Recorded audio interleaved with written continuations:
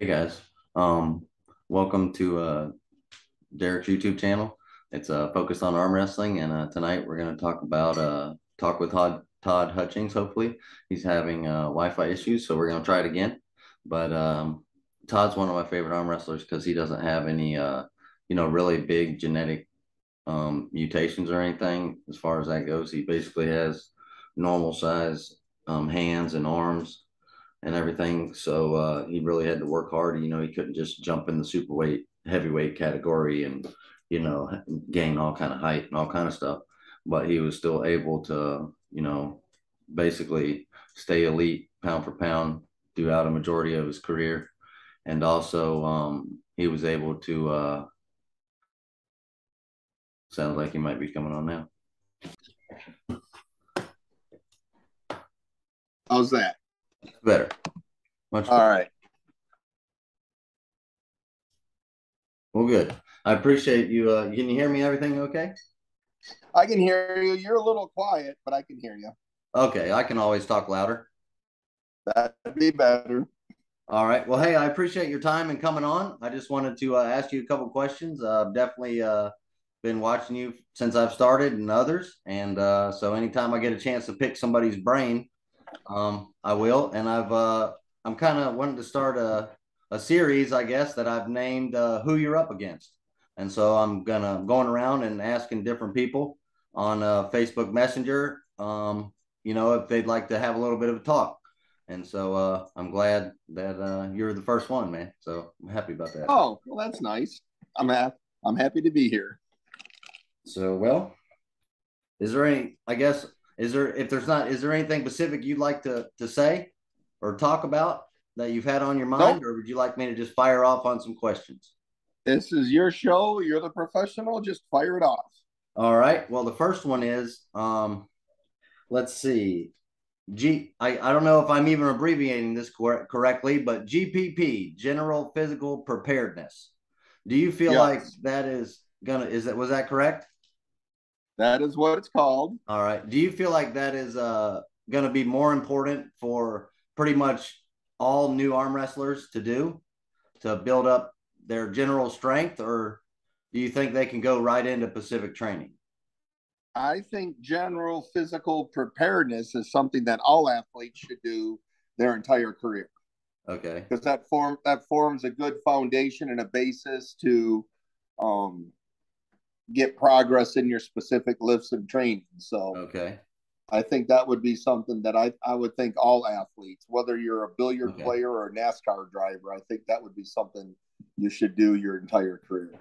Absolutely.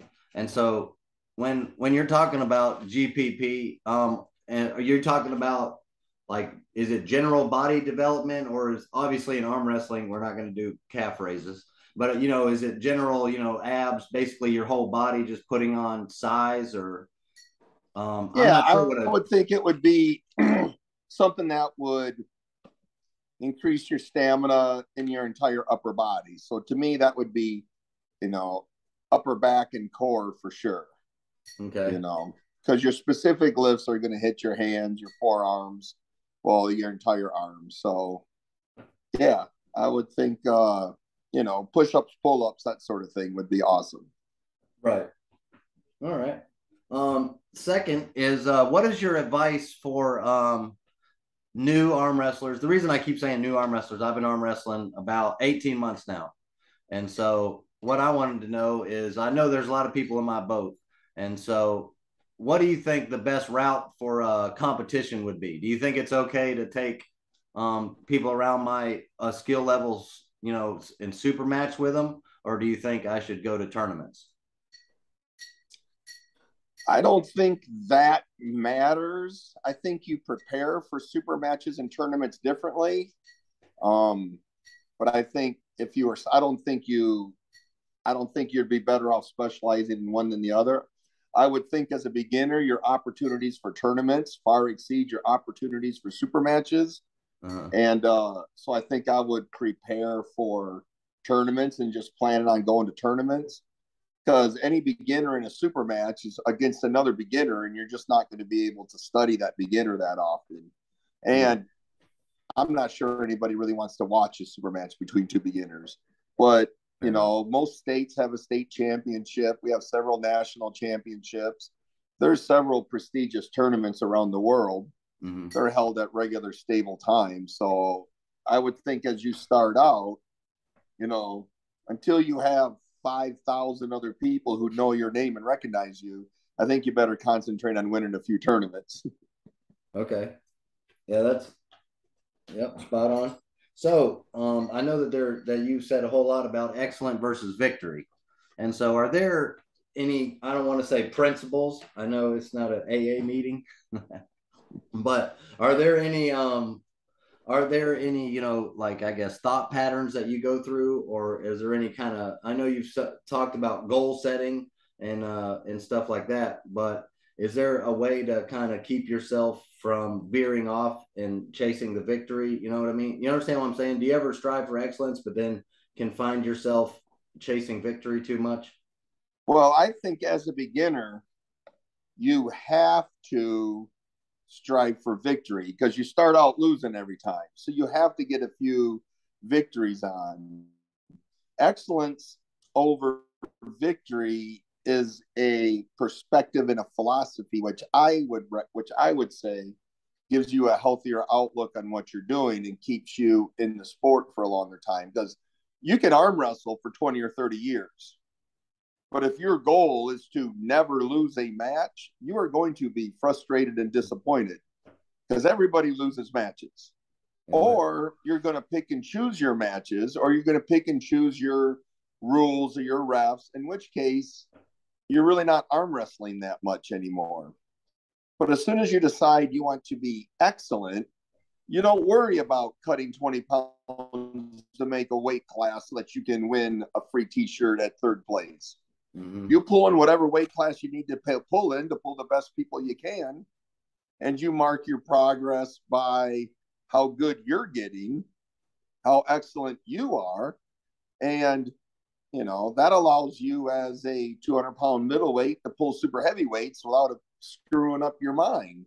Mm-hmm. Um, it allows you to, hey, maybe I got to completely throw my training routine out because I'm a top roll only guy and top roll isn't working. I need to go back and work on my hook.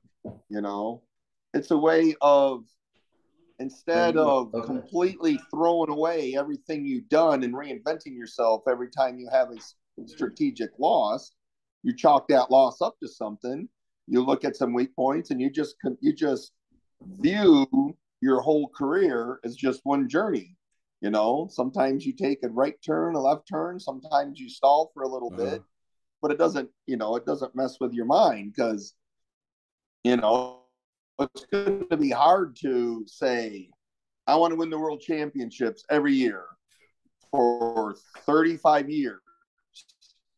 Well, you don't know who's coming and who's not coming. yep. And if you're so worried about losing, you no longer want to experiment or try new things. And people are bringing new things and trying new things all the time. You have to be open to experimenting and stuff like that. You can't get locked into this is what works for me. Therefore, I'm never changing it because everybody else is changing. There are Yeah. new people coming in. There are good people getting worse. There are bad people getting better. There are people switching weight classes. So you have to be open minded enough to be honest with yourself on how you're getting by.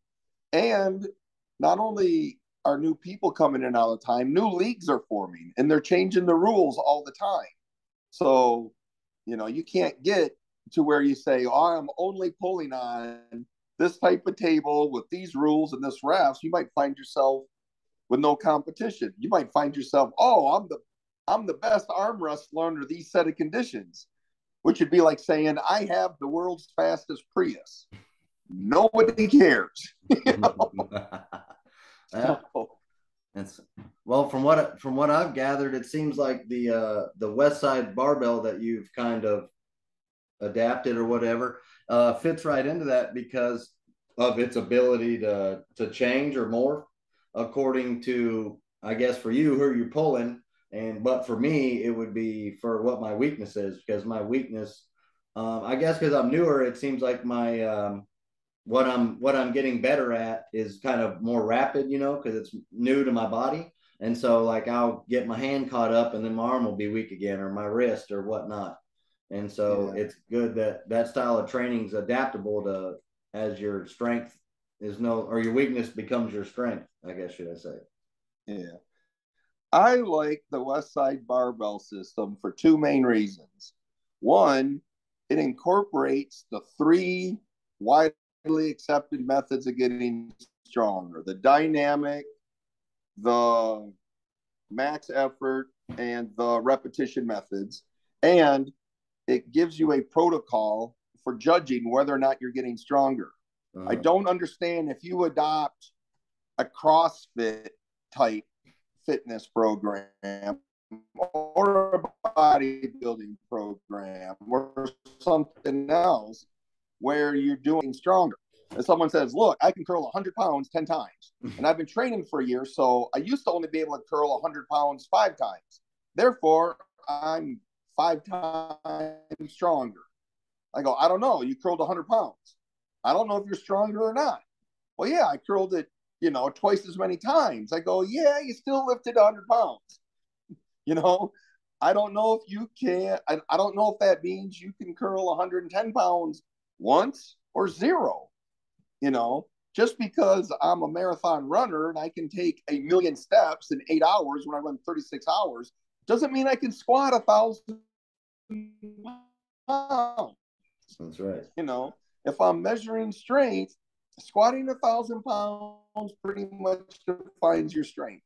Squatting, uh, squatting your body weight 10 million times doesn't actually tell. The West Side barbell system defines what strength is. It gives you a method for measuring it, and it says if you are getting You're stronger, breaking up just a tad, but it's start.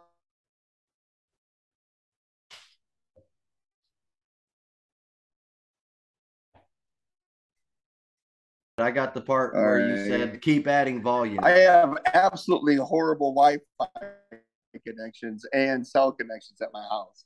Okay. Well, that's no problem. I'm thankful that All right. we're having this talk, so it is what it is. Yeah, the West Side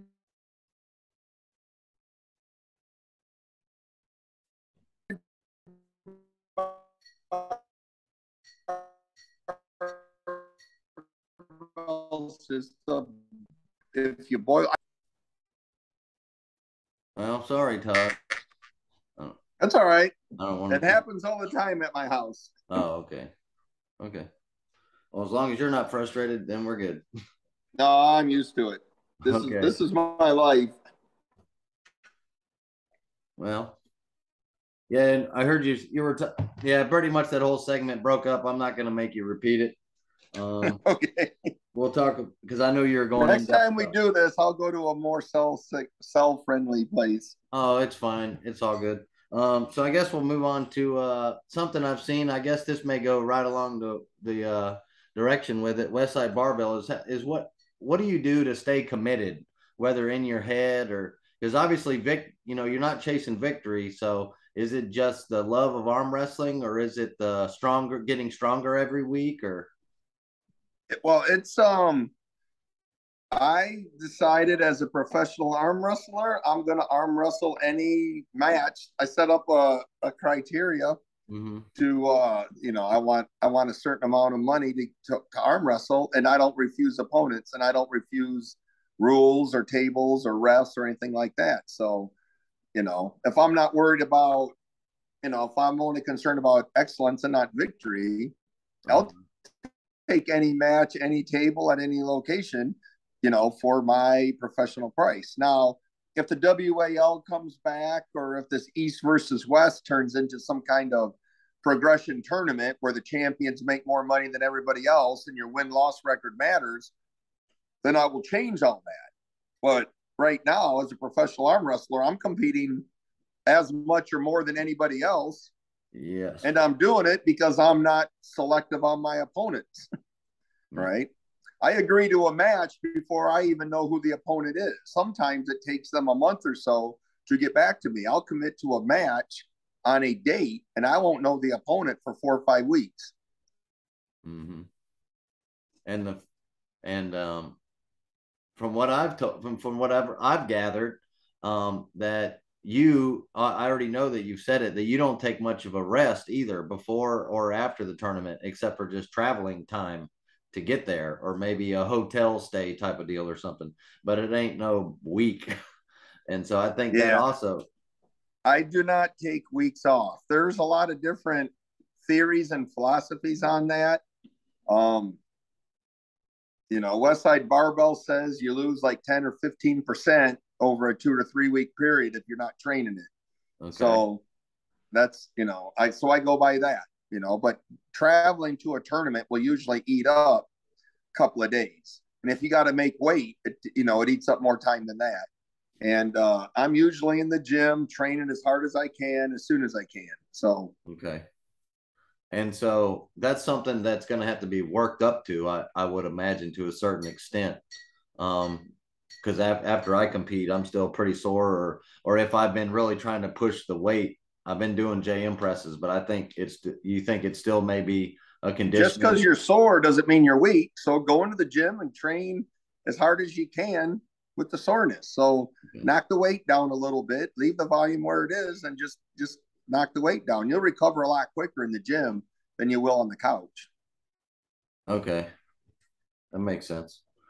Okay, because I was just wondering, because a couple of our teammates on our team, we've some people have went and arm wrestled and stuff, and before they arm wrestled, they take such long breaks, like before they, trying to peak, what they call it, and by the time you can't even do that, but so often, because if you're taking a week break, I mean, if you compete, you know what I mean, if you compete every Uh, month, I mean, that's like I a know what whole. you mean, and that's a very common philosophy out there. But how baseball players sometimes play 2 games in a night. They don't take a week off.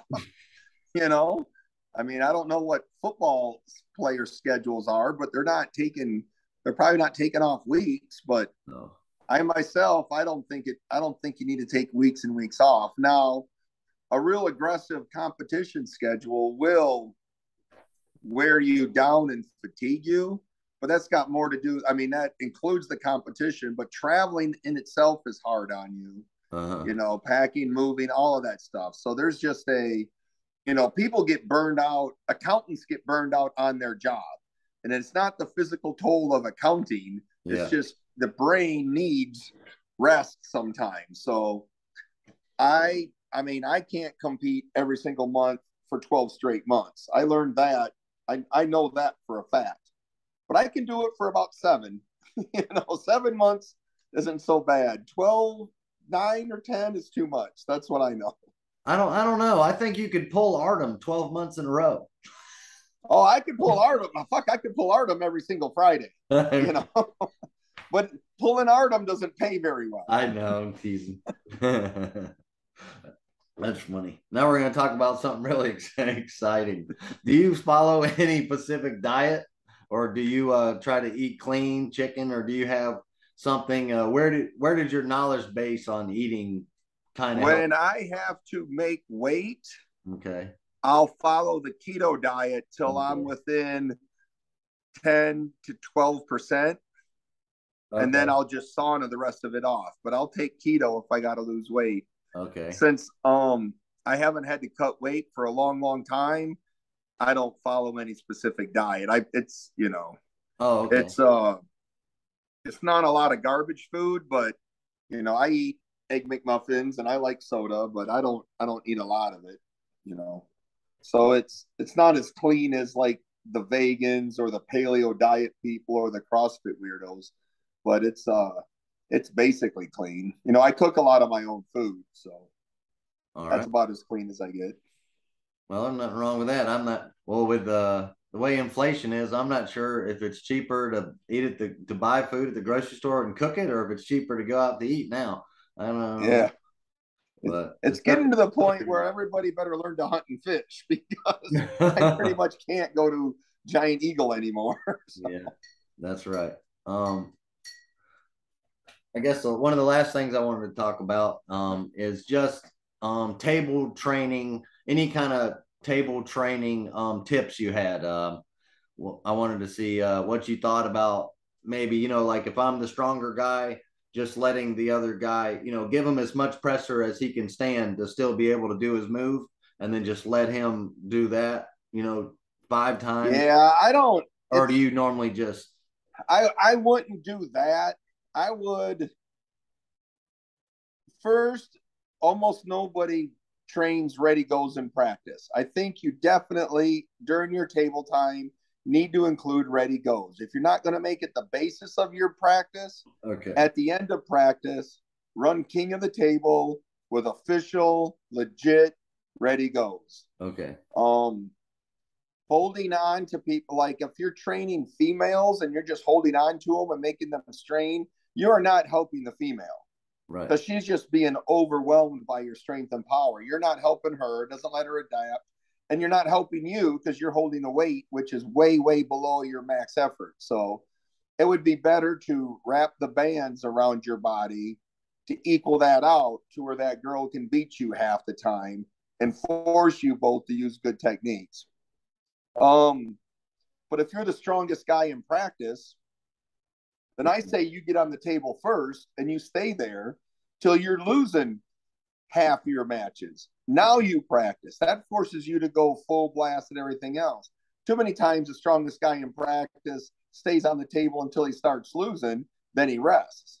mm-hmm. That doesn't do anybody good. Think about it if you were Levon or Dave Chafee. How are you going to go to a practice and get better when you're 30% stronger than everybody in the freaking world? you know? Right, So either put the bands on you to balance it out or force the strong guys to stay on the table, king of the table style, until they lose 10 or 12 straight matches. I don't, that lets everybody work at their at the level they have to work as if it was a competition. Um Table time does not count as training. Table time is skill development. mm-hmm. It's like a scrimmage. It's not, it doesn't count. People ask me all the time, how do I incorporate table time into my workout? And I tell them, you don't count table time as your workout. It doesn't replace speed day. It doesn't replace volume day. It doesn't replace max effort day. Table time is table time. Training is training. So, you get on the table as often as you want, but it doesn't alter your gym time. All right. And so, well, since we're on the table time aspect, would you prefer, like, if you were gonna, I guess, reinvent yourself, would you stick with one move, or would you try to be at least have maybe one good move and then a secondary move? Everybody should learn everything. Everybody won't compete with everything, but you need to learn everything because if you're a top roller and you're Mm-hmm. going against a better top roller, you better learn how to counter it. Okay. Because if you can't out top roll the guy, you still need to know how to stay in that match, even though your pet move don't work. So, knowing how to do it. Now, there are moves that I can't do. I Right. can't press, right? It hurts me to the living daylights. It hurts so bad when I try and press. But I know how to press, and I'll do it in practice on really, really weak people. But yeah, you'll never see me press in competition because it's something that takes me 2 or 3 hours to warm up to, and I can only do it, in the masters females class left-handed, you know, under WAL rules, you know, if Bart Wood's roughing. Yeah, that's some special scenarios there for sure. Yeah. Well, I'm not going to keep all your time here tonight, so sorry about your little bit of internet trouble, but it was a pleasure talking to you though for sure. This is my standard internet connection. This isn't trouble. This is how I live. Yeah, in other words, this thing's running. This thing is sawing logs right now, huh? All right. Well, it All was. right, buddy. Thanks a lot, Todd. Have a good night, bud. All right. I was happy to do it. Thank you for Thanks. having me. Hey guys, I had a fun time on that interview. I had to cut parts of it out because of a little bit of bad Wi-Fi. But hey, man, I'm still ecstatic and I'm excited about who the next couple guys I'm going to be talking to on who you're up against. I'm going to continue to, if you're my friend on Facebook and you're an arm wrestler, just be aware you may get a Facebook message from me asking to put you on a Zoom call and talk to you a little bit. So hey, man, I hope you enjoyed it, and if you stuck it out this far, then hit that subscribe button. Peace.